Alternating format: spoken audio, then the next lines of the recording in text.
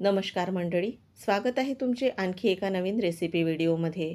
रोज रोज नाश्त्याला काय करायचं हा प्रश्न जर तुम्हाला पडत असेल तर नक्की ही रेसिपी तुम्ही करून बघा. आज आपण करणार आहोत एक अत्यंत पौष्टिक, झटपट आणि कुरकुरीत असा मुगाचा डोसा. हा डोसा केवळ चविष्टच नाही तर आरोग्यदायी सुद्धा आहे. मुगामध्ये प्रथिने, फायबर, मॅग्नेशियम, पोटॅशियम आणि व्हिटॅमिन B6 भरपूर प्रमाणात असतात. ते पचन सुधारतात, वजन नियंत्रणात ठेवतात. तुम्ही जर डाएट करत असाल तर तुमच्यासाठी तर खूपच उपयुक्त अशी ही आजची रेसिपी आहे. त्यामुळे तुम्ही ही रेसिपी नक्की ट्राय करून बघा आणि तुम्हाला ही रेसिपी आवडली असेल तर लाईक करायला मात्र विसरू नका आणि अजूनपर्यंत चॅनलला सबस्क्राईब केलं नसेल तर नक्की सबस्क्राईब करायलासुद्धा विसरू नका. चला तर मग रेसिपीला आपण सुरुवात करूया. त्यासाठी इथे आपण 1 कप एवढे मूग घेतलेले आहेत. इथे अख्ख्या मुगाचा आपण वापर करणार आहोत. जर अख्खे मूग नसेल तुमच्याकडे तर डाळीचा सुद्धा इथे तुम्ही वापर करू शकता. पण डाळ इथे सालीसकट वापरली तर डोसे आणखीनच चविष्ट लागतात. तर इथे मूग घेतलेले आहेत आणि आपले डोसे छान कुरकुरीत होण्यासाठी यामध्ये आपण तांदळाचा वापर करणार आहोत. तर तांदळाचं प्रमाण आपल्याला किती घ्यायचं आहे ते सुद्धा सांगते. तर 1 कप मुगासाठी आपण इथे 3 चमचे तांदूळ वापरणार आहोत. घरी कुठलेही जो तांदूळ तुम्ही वापरत असाल भातासाठी, रेशनचे तांदूळ वापरले तरीही चालतील. तर इथे 3 चमचे आपण तांदूळ टाकून घेतलेले आहेत. इथे आपण मूग आणि तांदूळ दोन्हीही एकत्र करून घेतलेले आहेत. आता यामध्ये आपण पाणी टाकून घेणार आहोत आणि 2 पाण्याने स्वच्छ धुवून घेणार आहोत मूग आणि तांदूळ. यामधलं पूर्ण हे गढूळ पाणी आपण टाकून देणार आहोत आणि स्वच्छ पाणी यामध्ये आपल्याला टाकायचं आहे. त्यानंतर आपण 4 ते 5 तास हे मूग भिजायला ठेवणार आहोत. मी सकाळी 7 वाजता हे भिजत घातलेले होते, तर मी 12 वाजताच्या दरम्यान हा नाश्ता तयार करणार आहे. त्यामुळे आरामात 5 तास हे मूग आणि तांदूळ भिजले जातात. पण तुम्हाला जर सकाळी हा नाश्ता तयार करायचा असेल तर तुम्ही रात्री भिजत घातले तरीही चालतील. यावर झाकण आता ठेवलेलं आहे आणि आता हे भिजण्यासाठी मी ठेवणार आहे. आता बघा इथे जवळपास 12 वाजलेले आहेत आता आणि आपले जे मूग होते आणि तांदूळ ते चांगल्या प्रकारे भिजल्या गेलेले आहेत. तर आता बघा जो मुगाचा दाणा होता तो पहिल्यापेक्षा चांगला असा भिजल्यामुळे फुलल्या गेलेला आहे. आता आपल्याला यातलं हे पूर्ण पाणी काढून टाकायचं आहे आणि हे मूग आणि तांदूळ मिक्सरच्या भांड्यामध्ये बारीक करण्यासाठी टाकायचे आहेत. तर आता आपण हे मूग आणि तांदूळ मिक्सरच्या भांड्यामध्ये आधी टाकून घेणार आहोत आणि त्यानंतर यामध्ये काही आणखीनही साहित्य आपल्याला टाकायचे आहेत. जेवढे भांड्यामध्ये बसतील तेवढेच आपल्याला टाकायचे आहेत. जास्त आपण इथे मूग आणि तांदूळ टाकले तर ते पाहिजे तसे बारीक होत नाहीत. तर आता इथे बघा एका बॅचसाठी मी एवढे टाकलेले आहेत आणि जे उरलेले आहेत ते नंतर दुसऱ्या बॅचमध्ये मी बारीक करून घेणार आहे.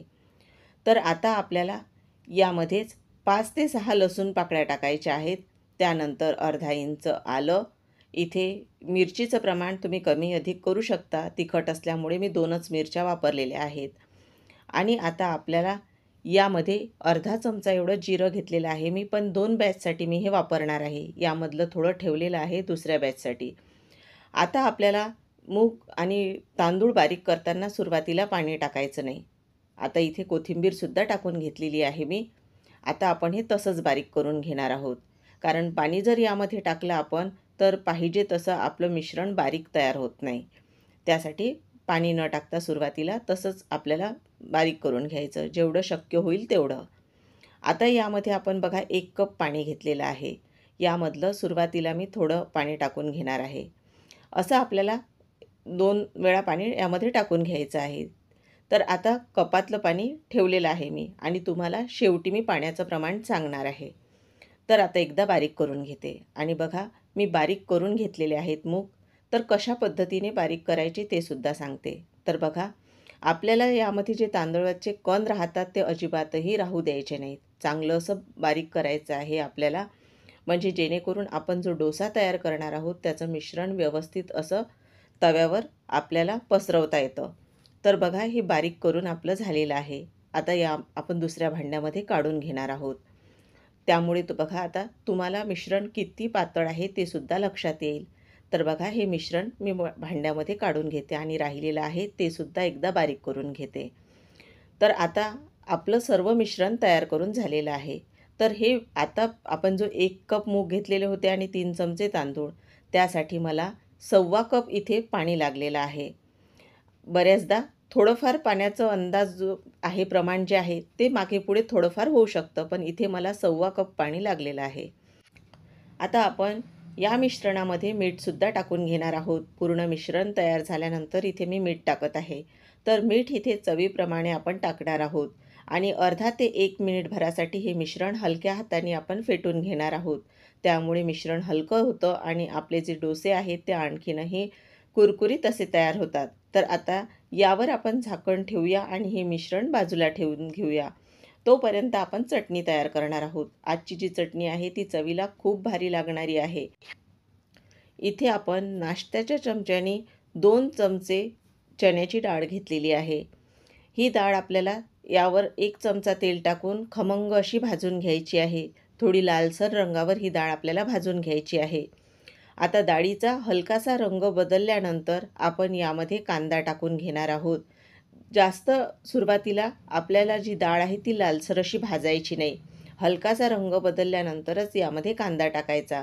म्हणजे जोपर्यंत आपला कांदा भाजणं होतो तोपर्यंत यासोबत डाळसुद्धा भाजली जाते.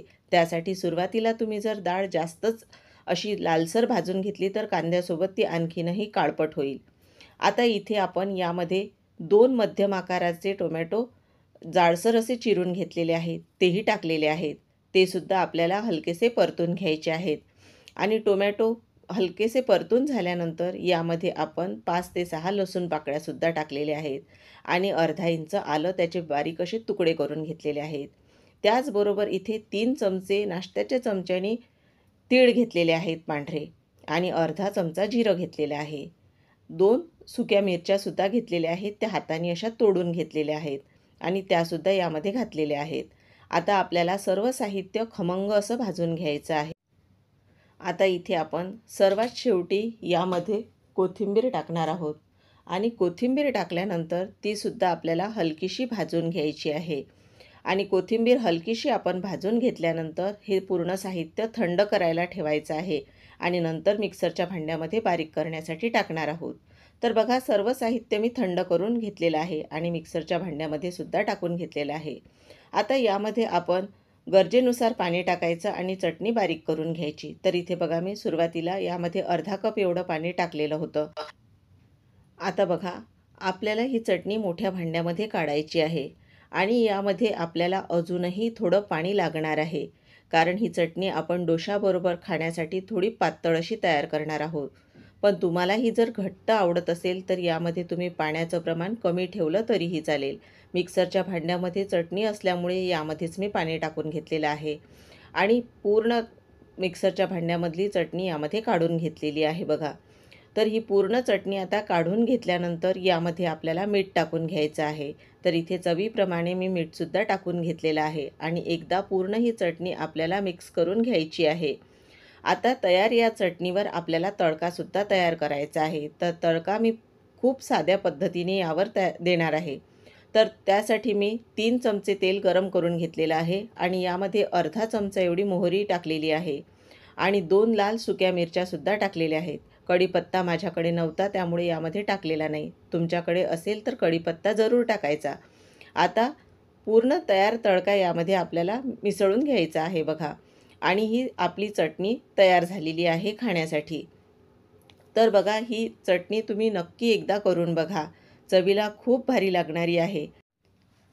तर आता इथे आपण जे डोसे तयार करणार आहोत त्यासाठी आपण त्यावर टाकण्यासाठी बघा काही साहित्यसुद्धा तयार केलेले आहेत.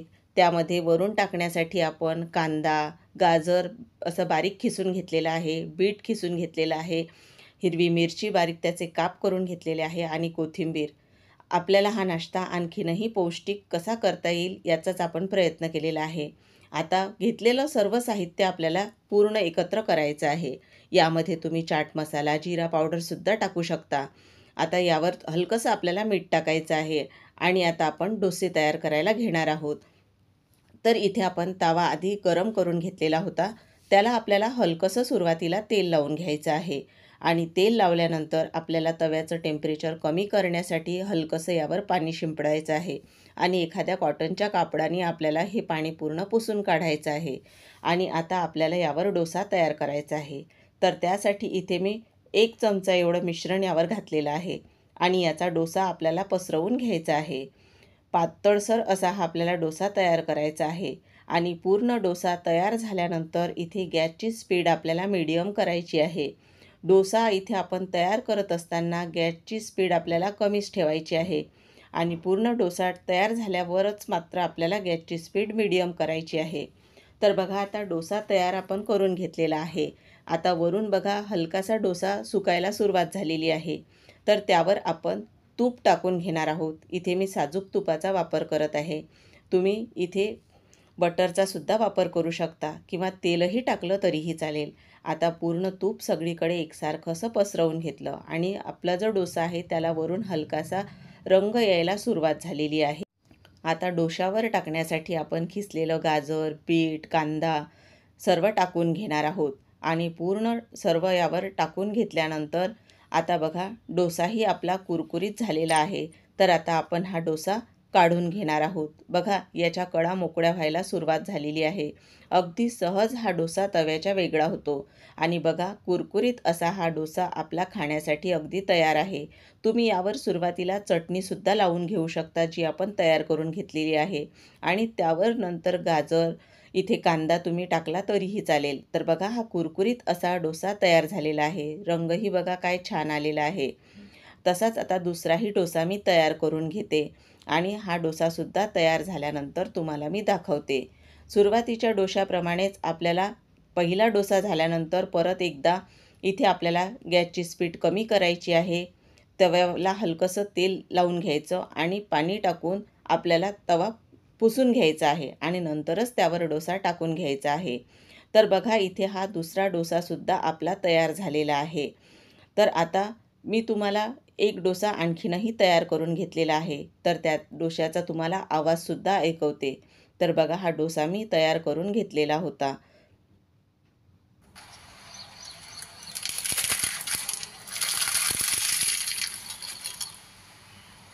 तर आहे ना बघा अगदी कुरकुरीत असा हा डोसा आपला अगदी 2च साहित्यापासून हा डोसा आपण तयार केलेला आहे.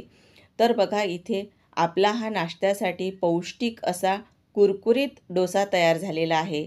तुम्ही सुद्धा ही रेसिपी नक्की ट्राय करून बघा आणि तुम्हाला रेसिपी आवडली असेल तर लाईक करून चॅनललाही सबस्क्राईब करायला मात्र विसरू नका. पुन्हा अशाच आपण उपयुक्त रेसिपीसोबत पुन्हा भेटूया.